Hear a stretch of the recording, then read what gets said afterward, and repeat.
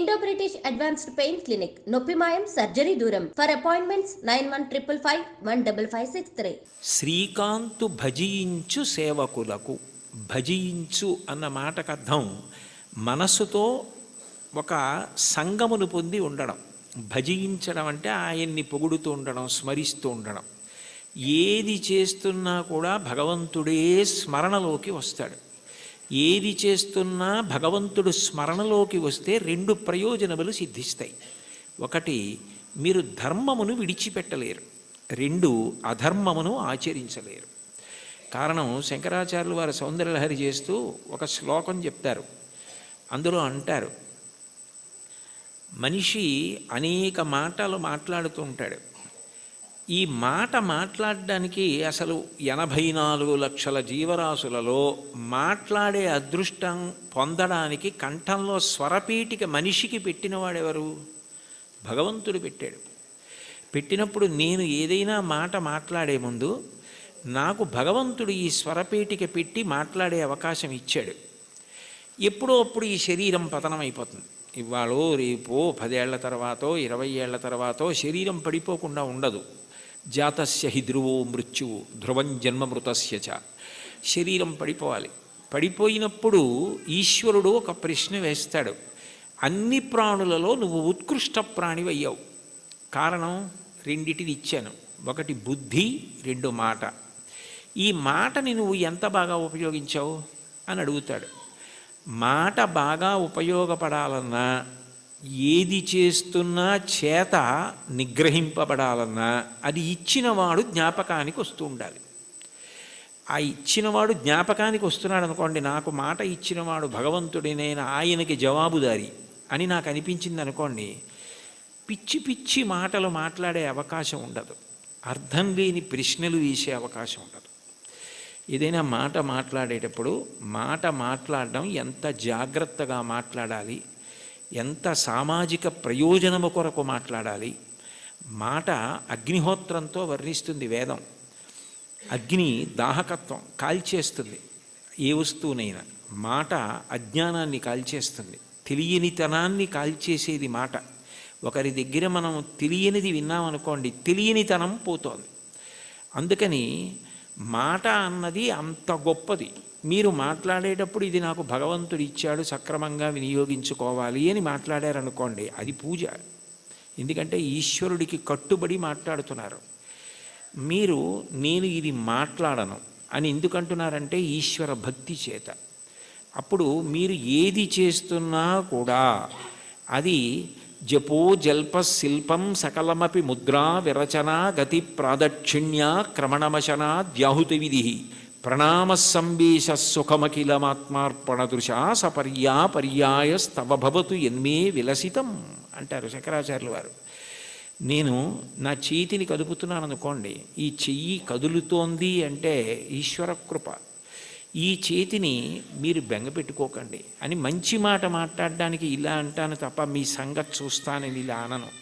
ఈ చెయ్యి కదలడానికి శక్తి ఆ పరదేవత అయి ఉన్నది.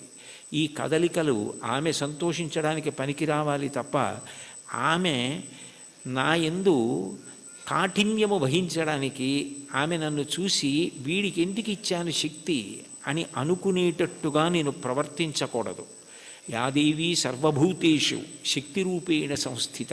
ఆ తల్లి నా యందు శక్తిగా ఉంది, దాన్ని సద్వినియోగం చేసుకోవాలి అనుకున్నాను అనుకోండి, నేను అప్రయత్నంగా పుణ్యకార్యామే చేస్తాను తప్ప ఈశ్వరుడు ఖేదము పొందకూడదు. కాబట్టి ఆయన నా యందు అమర్షము పొందకూడదు. కాబట్టి నేను ఎప్పుడూ పాపము చెయ్యకుండా నన్ను నేను నిగ్రహించుకోగలుగుతాను. అది భజించు భక్తి.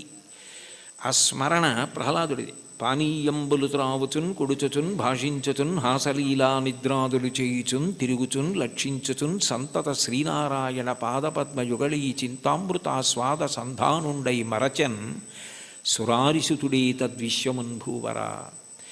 ఏది చేస్తున్నా భగవంతుడి జ్ఞాపకానికి వస్తూ ఉంటాడు.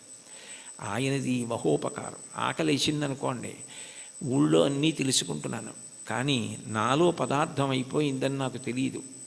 మంటగా వస్తే తొందరగా తింటానని క్షుత్తు భరించలేని మంటగా ఆకలి రూపంలో వచ్చి నువ్వే పంటగా భూమి మీద పండి బ్రహ్మాండంలోది పిండాండంలో పడేస్తే జీర్ణం చేసి నేను తిన్న పప్పు కూర పచ్చడి పులుసు ఇవన్నీ లోపలికి వెడితే అహం వైశ్వానరో భూత్వా ప్రాణినాం దేహమాశ్రిత ప్రాణాపాన సమాయుక్తం పచాన్యన్నం చతుర్విధం పచనం చేసి జీర్ణం చేసి పిప్పిని తెల్లవారేటప్పటికీ సంవరణీకండరములు సడలిపోయి బయటికి వెళ్ళిపోయేటట్టు అనుగ్రహించగలిగావా అని ఎప్పుడూ స్మరణ చెయ్యగలిగిన వాడికి ఎప్పుడెప్పుడు ఆయన సేవ చేద్దామా అని అనిపిస్తుంది.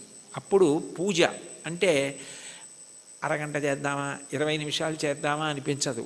నా యందు ప్రాణమై నాకిన్ని చేస్తున్న ఆ స్వామి పాదములు నేను ప్రీతితో కడగాలి అని ఆ పాదాలు కడిగేటప్పుడు అంత తాదాత్మ్యతతో కడుగుతాడు, అంత తాదాత్మ్యతతో తుడుస్తాడు. ప్రవర్తించేటప్పుడు అంత తాదాత్మ్యతతో భగవద్భక్తితో ప్రవర్తిస్తాడు. విశ్వమంతా విష్ణువుగానే చూస్తాడు. విశ్వం విష్ణుర్వషత్కారో భూత భవ్య భవత్ప్రభు అని చదవడం వేరు, విశ్వమును విష్ణువుగా చూడడం వేరు. విష్ణువును విశ్వమంతా చూసిన వాడికి విశ్వమే బంధువు, విశ్వమే ఈశ్వరుడు. అప్పుడు ఆయన ప్రవర్తన ఎలా ఉంటుంది? ఆయన దేనిని గాయపరచలేడు. కారణం ఆయనకి కనపడుతున్నది అంతా విష్ణువే. రామకృష్ణ పరమహంస దగ్గరికి వెళ్ళి ఎన్ని చెప్పినా వినడండి వాడు నారాయణుడే అని అడిగాడు వివేకానందుడు. నారాయణుడు కాడని అనకు, మూర్ఖ నారాయణుడను అన్నారు. అంటే అది భక్తి, అంతటా విష్ణువుని చూడగలగడం. అలా భజించి సేవించేటటువంటి వాళ్ళు ఎవరున్నారో వాళ్ళు తరించడానికి నిరోధించగలిగినదే ఉంటుంది. అంటే అడ్డము కాగలిగినది బారుమాను అంటారు. మార్కండేయ కృతం సప్తశతి స్తోత్రంలో అర్గళా స్తోత్రం అని ఉంటుంది. అర్గళా స్తోత్రం అంటే బారుమాను నిరోధించున్నది అని. నిరోధించగలదా? ఆపగలదా? అట్లా సేవించగలిగిన వాడెవరున్నాడో, అటువంటి మనసు పొందినవాడెవరున్నాడో వాడు స్వామి యందు ఐక్యము కాకుండా ఆ భక్తియే చివరికి జ్ఞానమై మోక్ష కారణమవుతుంది. ఆయన యందు కలిసిపోతుంది. ఆ ప్రవహించిన భక్తి నది వెళ్ళి సముద్రమునందు కలిసిపోయినట్లు. భక్తికి చరమాంకం ఏమిటంటే ఈశ్వరుణ్ణి చేరిపోవడమే. దానికి ప్రతిబంధకాలు ఉంటాయి, కానీ అడ్డలేవు. శంకరాచార్యులు వారు శివానంద లహరిలో ఒక అద్భుతమైన శ్లోకం చెప్తారు. అందులో అంటారు, అంకోలం నిజబీజ సంతతి రయస్కాంతోఫలం సూచిక సాధ్వీ నైజ విభుం లతాక్షితిరుహం సింధు సరిద్వల్లభం ప్రాప్నోతీహ యథా తథా పశుపతే పాదారవిందద్వయం చేతో వృత్తిరుపేత్య తిష్టతి సదా సా భక్తిరిత్యుచ్యతే అంటారు. నది సముద్రాన్ని చేరుకోవడానికి బయలుదేరుతుంది. ఎవరు దారి చూపిస్తారు?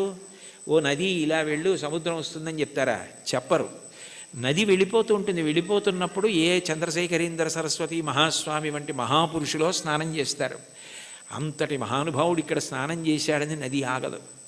ఒక ధూర్తుడు మూత్ర విసర్జన చేస్తాడు, అవమానమని బెంగపెట్టుకోదు. ఒక ముళ్ళ కంప వీపు చీరుతుంది, బొడ్డు నుంచి వంగి బాధపడదు.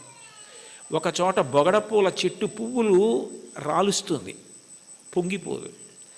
మానవమానములు దాటి సముద్రమును చేరడమే తన పరమ ప్రయోజనంగా తాను వెళ్ళిపోతుంది. కుంతీదేవి కృష్ణుని అడుగుతుంది భాగవతంలో, యాదవులందు పాండుసుతులందు నాకు మోహ విచ్ఛేదము చెయ్యుమయ్య ఘనసింధువు చేరిడి గంగభంగి నీపాద సరోజ చింతనముపై